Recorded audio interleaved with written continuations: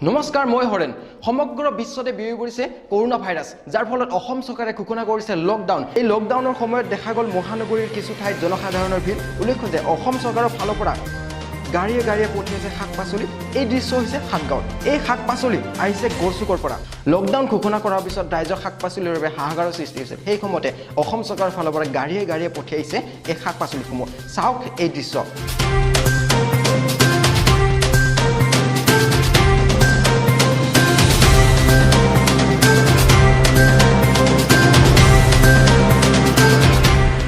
আমাৰ ডিসি কোৰ্টৰ পৰা দিয়া গৈছে বস্তুবিলাক মানে পাব্লিকৰ চেৰি কৰিবৰ কাৰণে এইবিলাক আমি বিগাই আছোঁ এইটো মেইন খাৰুপেটে যেনেকুৱা বজাৰত আহে এনেকুৱা আহে এইবিলাক কৰোনা ভাইৰাছ নহওক বুলি যেনেকুৱা আমাৰ পুঁজি চলি আছে এইবিলাক গেপিং থাকক মানুহবিলাকক অলপ বুজাই যাওক সেইকাৰণে আমি এইবিলাক হেৰি কৰি দিছোঁ এইটো আপুনি চব্জিটো লৈ আছোঁ গড়চুকৰ পৰা এইটো আপোনাৰ চৰকাৰী নিয়মৰ বাহিৰত আমি আহিছোঁ আৰু চৰকাৰী বাহিৰত নহয় আৰু যেনেকুৱা আপোনালোকক চাই আছে